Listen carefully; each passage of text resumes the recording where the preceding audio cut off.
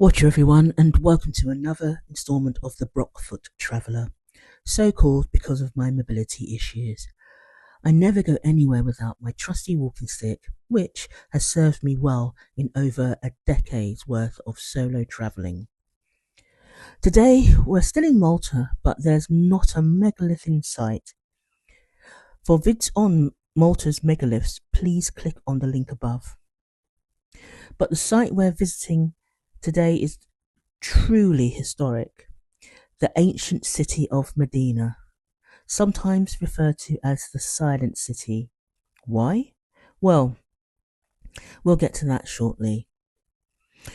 We'll also be looking at the surrounding area of Rabat. Both Mdina and Rabat are in the western region of Malta, which is the largest of the 6 regions in Malta, but the least densely populated. Rabat and Mdina are super close to each other, literally across the road from each other, and served by the same bus stop. Not only is this place extremely beautiful, but it's also super rich in history. History in the nutshell.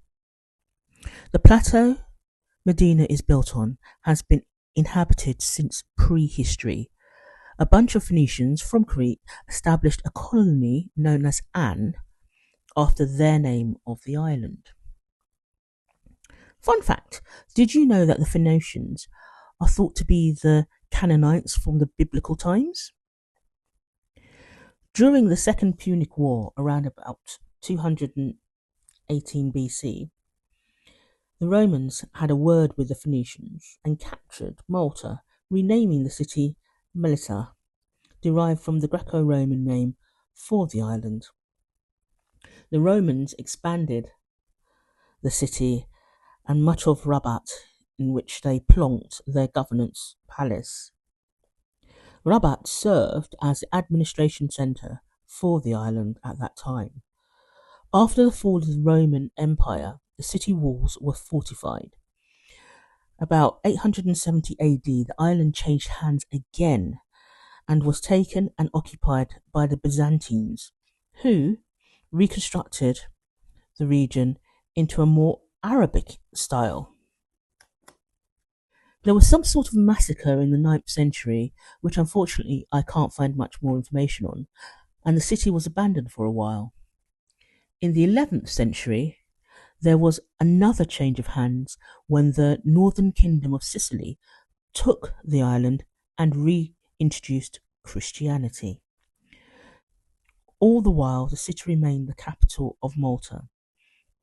However, in 1530, the Order of St. John took over the city, conducted their own remodelling, but moved the capital to Burju, which served for the island for 40 years. In 1571, the current capital, Valletta, came into being. Other fun facts about Mdina is that it has 3 patron saints, Our Lady of Carmel, St. Peter, and St. Paul, who, when he was shipwrecked on the island, is said to have walked the very streets of the city. There are a couple of main fiesta dates per year, and that is the 25th of June and the 4th of Sunday in July. However, when I went, and I'm sure it wasn't on either of those dates, nearly everything was shut. So I didn't get to visit St. Paul's Church or the city's famous museum. But due to the fact that the place is so super easy to navigate, as it's really compact and very flat, and even though it was a maze of streets, I felt like it was one of the safest places in the world to get lost in.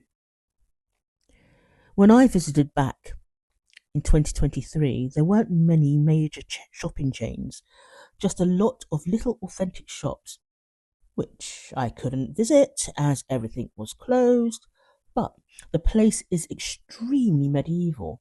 The whole place felt super serene, had such a chilled vibe, but somehow enchanting and exciting at the same time. By the way, I was told it was called the Silent City because there are very, very few cars or big industry or anything noise making around.